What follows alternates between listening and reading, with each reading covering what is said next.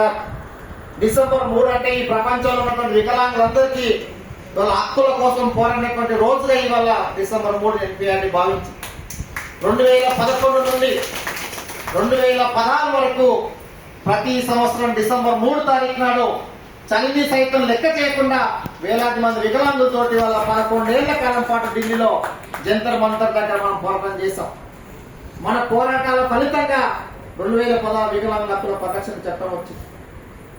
ఇట్లా అనేక రకాల ఉద్యమాలు ఇవాళ దేశవ్యాప్తంగా మనం చేశాం.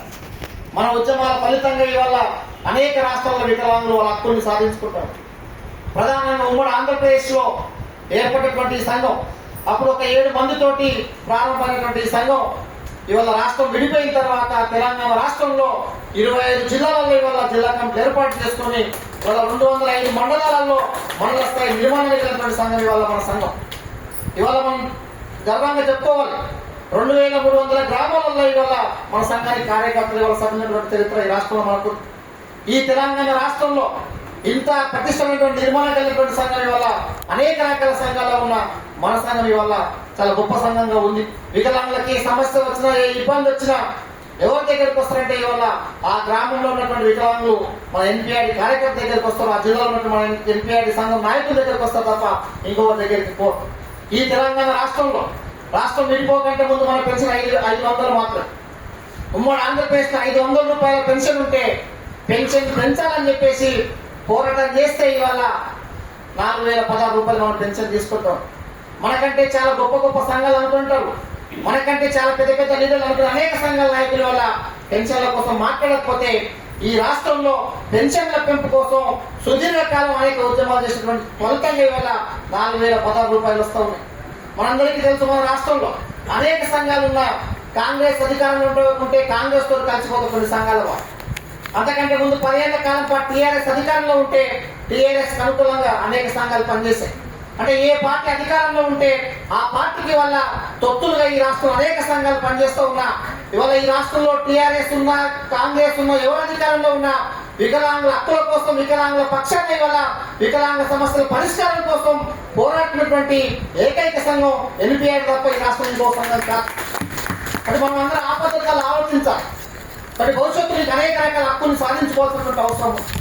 కాంగ్రెస్ పార్టీ అధికారంలో రాకంటే ముందు అనేక రకాల హామీలు మన కోసం అని ఇచ్చినటువంటి హామీల వల్ల అమలు చేసేదాన్ని ఇవాళ ప్రభుత్వం తీవ్రమైనటువంటి నిర్లక్ష్యం చేస్తాం.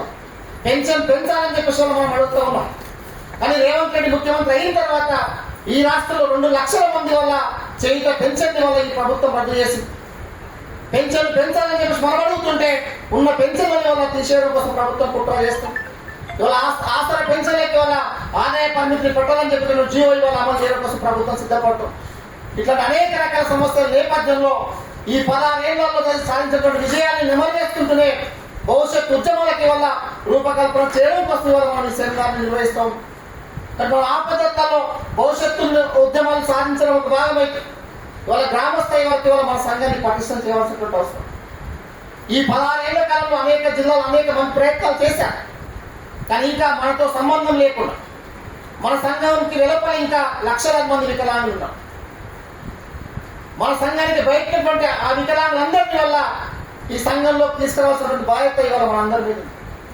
ఇవాళ ఈ రాష్ట్రంలో పెన్షన్ తీసుకునే వాళ్ళు 5 లక్షల మంది ఉన్నారు. కానీ మన సభ్యత్వం 50,000 మాత్రం. అంటే ఇంకొక 4.5 లక్షల మంది వికలాంగుల వల్ల మనతో సంబంధం లేకుండా బయట ఉంటాం.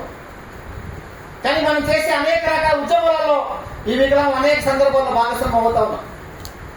అందుకే ప్రతి వికలాంగుని వల్ల గ్రామీణ ప్రాంతంలో ఉన్నటువంటి చివరి వికలాంగుని గిట్ట మన సంఘంలో తీసుకురావడం కోసం ఈ 16 ఏళ్ల సాగినటువంటి ఉద్యమాల అనుభవంతో మనం ప్రయత్నం చేయవలసినటువంటి అవసరం ఉంది.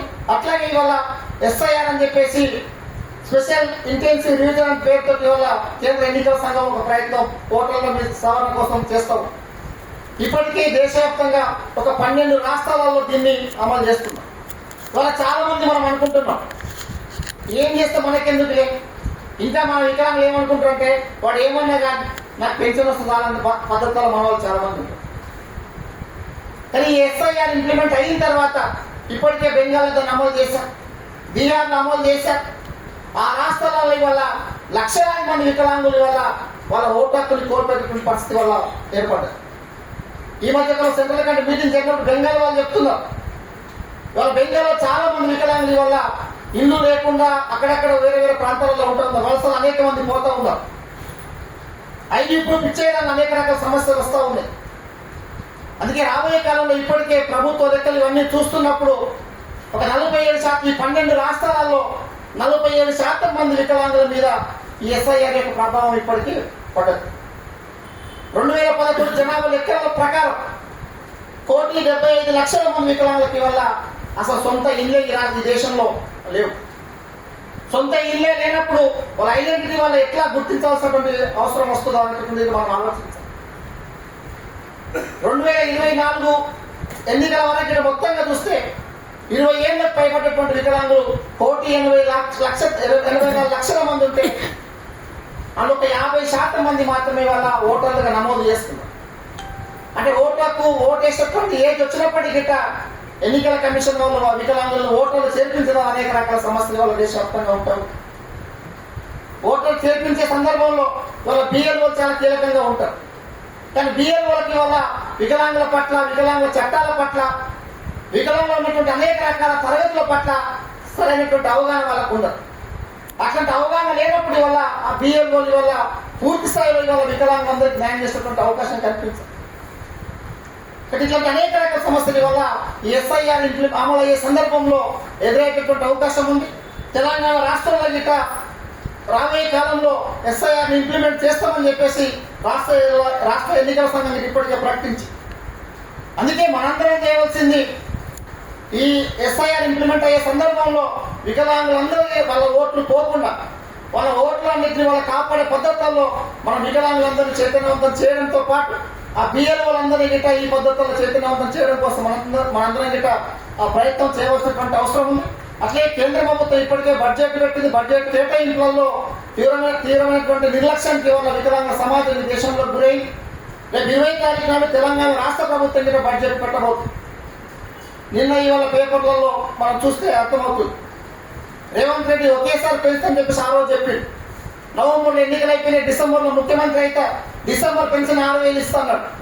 కానీ ఈరోజు పేపర్లలో పత్రికల్లో ఏమొస్తుంది, అలా పదవీ కాలం అయిపోయి ఎంతకాలం అంటే సంవత్సరానికి 500 పెంచుతారు. వాళ్ళు ఇంకా 3 ఏళ్ళు మాత్రమే ఉంటారు. సంవత్సరానికి 500 చొప్పున పెంచితే 1,500 మాత్రమే పెంచుతారు. అంటే 3,000 పెంచవలసిన 2,000 పెంచవలసిన పెన్షన్ వల్ల 1,500 పెంచి వల్ల అట్లా మోసం చేయడం కోసం ప్రభుత్వం ప్రయత్నం చేస్తుంది.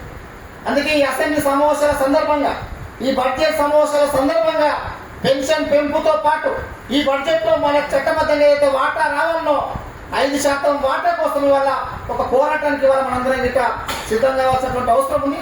ఆ పద్ధతుల్లో మనందరం గిట్ట ఆలోచించి భవిష్యత్తు ఉద్యమాలకి వల్ల మనందరం ముందుకు తీసుకెళ్లే దానిలో వికలాంగులందరినీ ఈ పోరాటంలో భాగస్వామ్యం చేయడం కోసం మీరందరూ ఇక ప్రయత్నం చేయాలని చెప్పేసి తెలియజేస్తూ మాట్లాడే అవకాశం ఇచ్చిన మీ అందరికీ ధన్యవాదాలు.